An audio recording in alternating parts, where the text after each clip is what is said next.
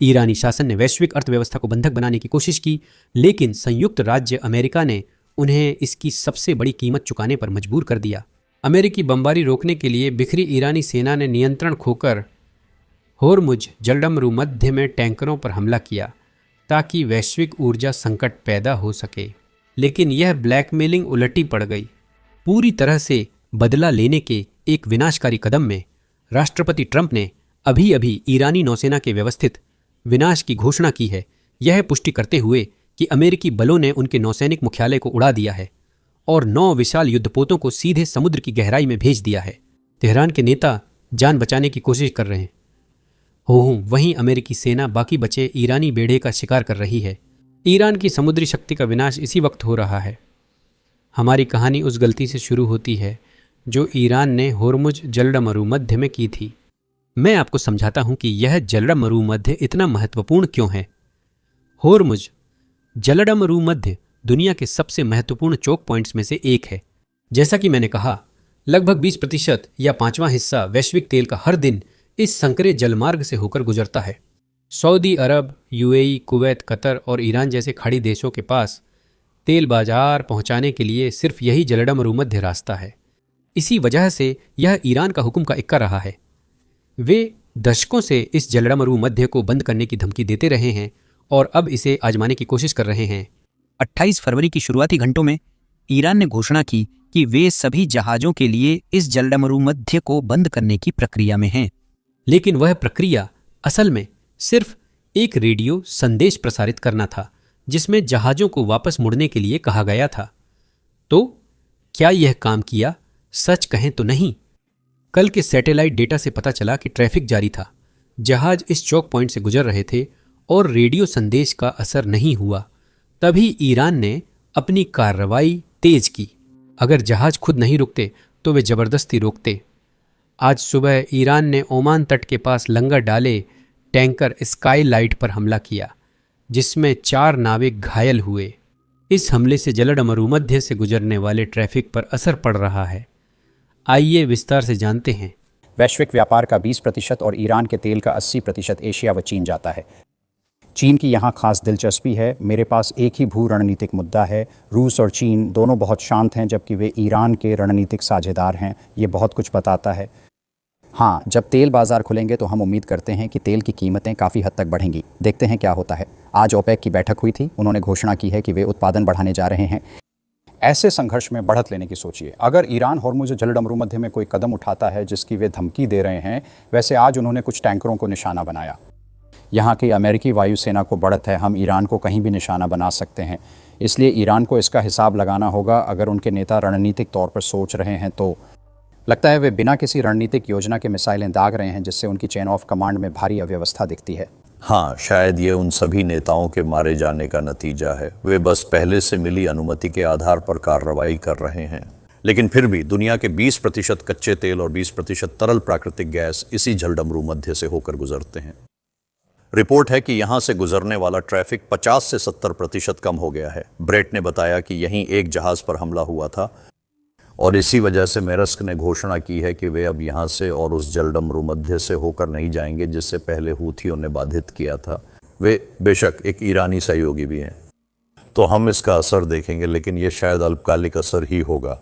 यह स्थायी नहीं रहेगा जब तक कोई बड़ा तनाव न हो, जैसे होर्मुज जलडमरू मध्य में बारूदी सुरंगें बिछा दी जाएं और उन्हें साफ करने में ज़्यादा समय लगे। लेकिन इस हमले के बारे में एक दिलचस्प बात है, क्योंकि निशाना आपको ईरान की बेबसी के बारे में बहुत कुछ बताता है। हमले का शिकार जहाज स्काईलाइट था और वह टैंकर नहीं था जो जलडमरू मध्य से गुजर रहा था। वह ओमान के तट पर 1 हफ्ते से ज्यादा समय से लंगर डाले था। अब असली बात सुनिए। इस जहाज को अमेरिका ने ब्लैकलिस्ट किया क्योंकि इसने ईरान को प्रतिबंधों से बचाया, जिससे यह साफ है कि यह ईरानी जहाज था और ईरान ने दहशत फैलाने के लिए उस पर हमला किया। फिलहाल वे होर्मुज जलडमरू मध्य में विदेशी जहाज़ों पर हमला कर संघर्ष नहीं बढ़ाना चाहते थे, इसलिए उन्होंने अपने ही जहाज़ पर हमला किया। लेकिन दुर्भाग्यवश ऐसा लगता है कि उनकी रणनीति काम कर रही है। ईरानी बॉट्स ने पूरे सोशल मीडिया पर इसे तीसरे विश्व युद्ध की शुरुआत के रूप में फैलाना शुरू कर दिया। तेल संकट ऐसी चीज की ओर ले जाएगा जिसकी किसी ने उम्मीद नहीं की थी। इसी वजह से ट्विटर जैसे कई सोशल मीडिया प्लेटफॉर्म्स ने बताया कि वे ईरानी बॉट्स के हमलों का सामना कर रहे हैं। यही यूट्यूब पर भी हो रहा है।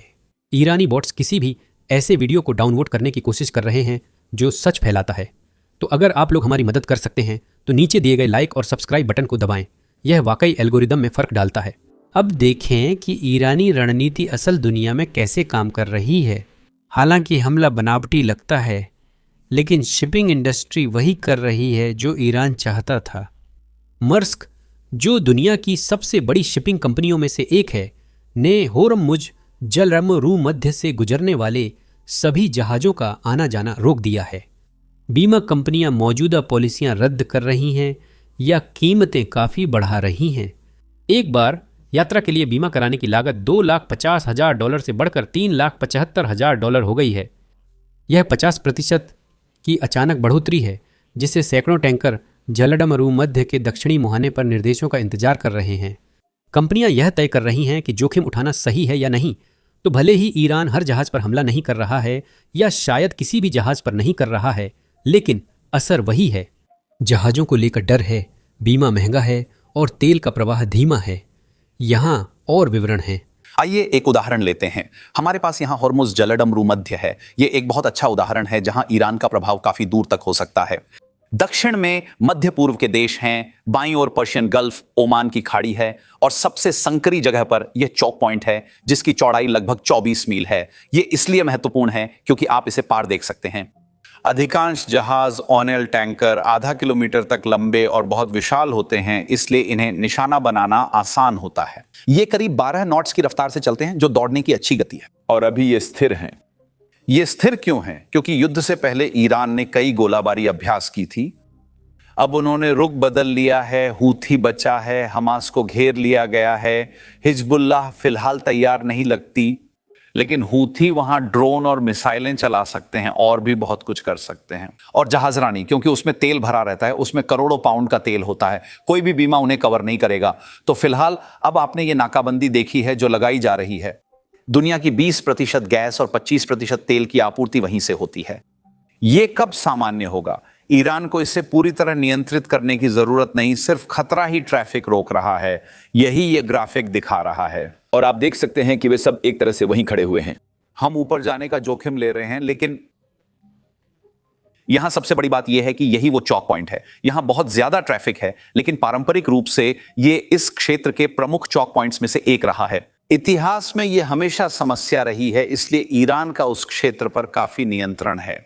आज रात तेल बाजार खुलने पर ही पता चलेगा कि इसका तेल की कीमतों पर क्या असर होगा। लेकिन ब्लूमबर्ग का अनुमान है कि एक चरम स्थिति में कीमतें $108 प्रति बैरल तक जा सकती हैं। यह युद्ध से पहले के स्तर से बहुत ज़्यादा बढ़ोतरी होगी, जब तेल लगभग $60 प्रति बैरल के आसपास था। यहीं पर हमें अरब देशों के बारे में बात करनी होगी, खासकर वे देश जो होर्मुज जलमरूमध्य का इस्तेमाल करते हैं और जिनकी अर्थव्यवस्था इस जलमरूमध्य पर निर्भर करती है। ईरान का उन सभी अरब देशों को क्या संदेश है जिन पर ईरान सीधे या परोक्ष रूप से हमला कर रहा है? इन देशों में अमेरिकी ठिकाने हैं, पर वे इस युद्ध में शामिल नहीं हैं। दरअसल इनमें से कई देशों ने सार्वजनिक रूप से कहा है कि उन्होंने अमेरिका को अपने ठिकानों या हवाई क्षेत्र का ईरान पर हमले के लिए उपयोग करने की अनुमति नहीं दी है। फिर भी ईरान इन देशों और उनके नागरिकों पर हमले करता रहा है। अब सुनिए ईरान के विदेश मंत्री इस पर क्या कह रहे हैं। तो एक बार फिर मैं ये जोर देना चाहता हूं कि इसका हमारे क्षेत्र के भाइयों से कोई लेना देना नहीं है। मैं क्षेत्र के सभी सहयोगियों, अपने सभी समकक्षों के संपर्क में रहा हूं और मैंने उन्हें हमारी स्थिति समझाने की कोशिश की है और समझाया है। बिल्कुल, हमें पता है कि उनकी क्या स्थिति है। वे खुश नहीं हैं, उनमें से कुछ तो नाराज भी हैं। कुछ लोग इसे समझने की कोशिश करते हैं और मैं चाहता हूं कि वे समझें कि इस क्षेत्र में क्या हो रहा है। यह हमारी गलती नहीं है, यह हमारा चुनाव नहीं है। यह युद्ध अमेरिका और इजराइल ने हम पे थोपा है। तो अगर वे नाराज हैं तो उन्हें इजराइल और संयुक्त राज्य अमेरिका पर नाराज होना चाहिए। उन्हें हम पर इस युद्ध को रोकने का दबाव नहीं बनाना चाहिए। उन्हें दूसरी तरफ दबाव बनाना चाहिए, क्योंकि यह युद्ध हमने नहीं, उन्होंने शुरू किया है। यह उनकी पसंद का युद्ध है, हमारी नहीं।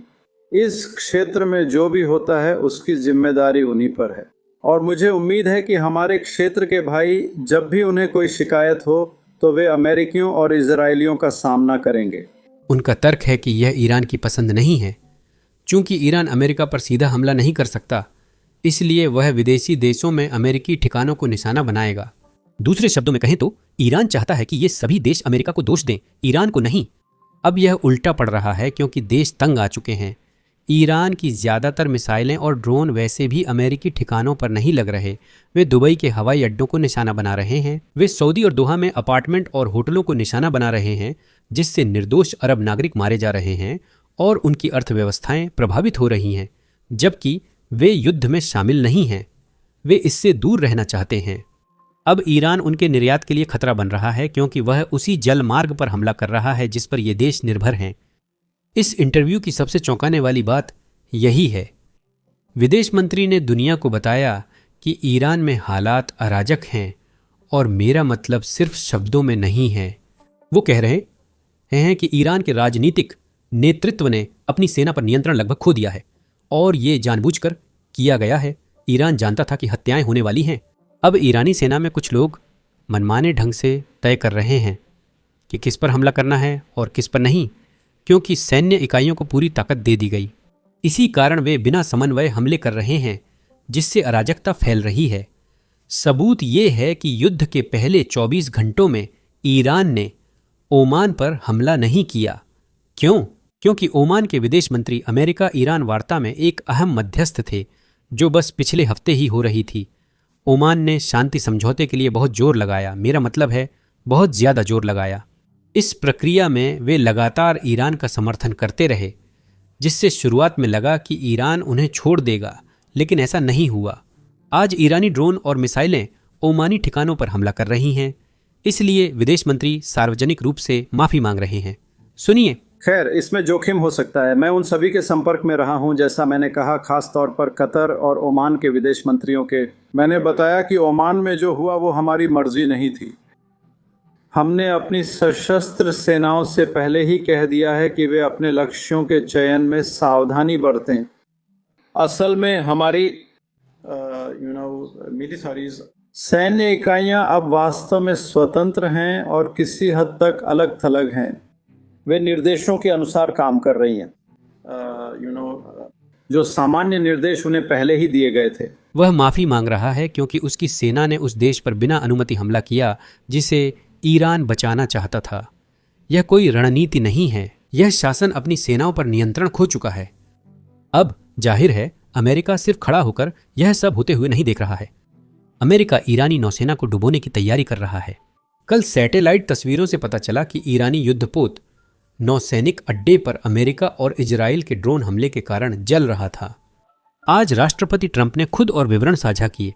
यह उनका बयान है। मुझे अभी अभी जानकारी मिली है कि हमने 9 ईरानी नौसैनिक जहाज़ों को नष्ट कर डुबो दिया है, जिनमें से कुछ काफ़ी बड़े और महत्वपूर्ण थे। हम बाकी जहाज़ों के पीछे हैं और वे जल्द ही समुद्र की तलहटी में होंगे। साथ ही एक अलग हमले में हमने उनके नौसैनिक मुख्यालय को लगभग पूरी तरह नष्ट किया है। इसके अलावा उनकी नौसेना बहुत अच्छा कर रही है।